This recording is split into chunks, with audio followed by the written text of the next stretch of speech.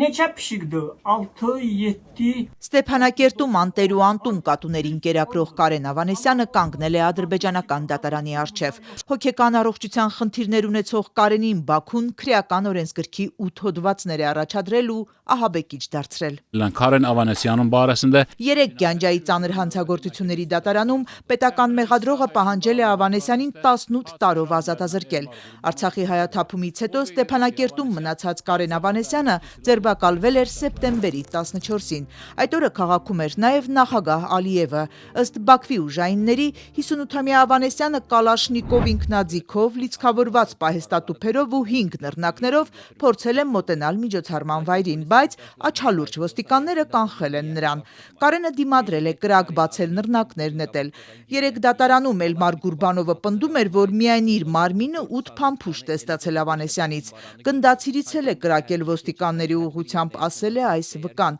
Բաքվի դատարանում դրանից էլ առաջ սեպտեմբերին տեղի ունեցածը ճշտելու, ստուգելու որևէ հնարավորություն չկա։ Ադրբեջանի տարածած տեսանյութում ոչ կալաշնիկով կա, ոչ գնդացիր։ Մի տղամարդ է Ստեփանակերտի կենտրոնից, այսինքն Ալիևի գտնվելու վայրից հեռու, քաղաքի Արվարձանում ուսապարկով քայլում։ Բաքուն լեգենդ է հյուսում, վստահ է Ստրասբուրգի դատարանում Ավանեսյանի ներկայացուցիչ Արա Ղազարյանը։ Հիմա մենք հետևում ենք Ադրբեջանում զարգացումներին ու եվրոպական դատարանին անդադ տեղեկացնում ենք այդ նոր զարգացումների մասին, բայց հիմնական առաջնային որոշումը, որ հրատապապավել նրա կապը Հայաստանի հետ, փաստաբանների հետ եւ նրա հարազատների, դա չի կատարվել։ Նշանակում է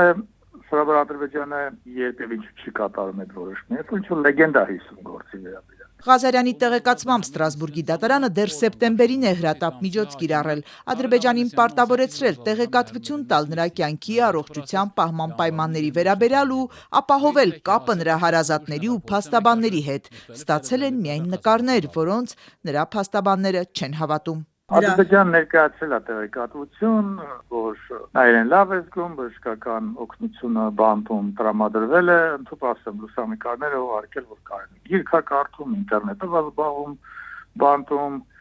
տրենաժորի վրա է, դրա վրա վարժություններ անում։ Դե իհարկե իմանալով Ադրբեջանի ձեռագիրը հասկանում ենք, որ դա դեմականացված է։ Բաքվի տարածած տեսանյութը, որում իբրև թե ահաբեկչության նախապատրաստում է, Արա Ղազարյանը անզգուշ է անվանում։ Այդտեղ Կարենը ոչ թե քայլում է դեպի այնտեղ, որտեղ Ալիևն է, այլ բոլորովին հակառակ ուղղությամբ։ Այս ու այլ փաստեր են ներկայացրել եվրոպական դատարանին։ Ըստ Արա Ղազարյանի, անչափ կարևոր է, որ Ստրասբուրգ ուղարկեն նաև Կարեն Ավանեսյանի հոգեկան խնդիրների վերաբերյալ տվյալներ։ Դրանք Հայաստանում են, բայց պարզվում է ոչ հասանելի։ Հայաստանի իշխանությունները պետք է մեզ պետք է տան Կարենի բժշկական տվյալները, որը մեզ չեն տալիս։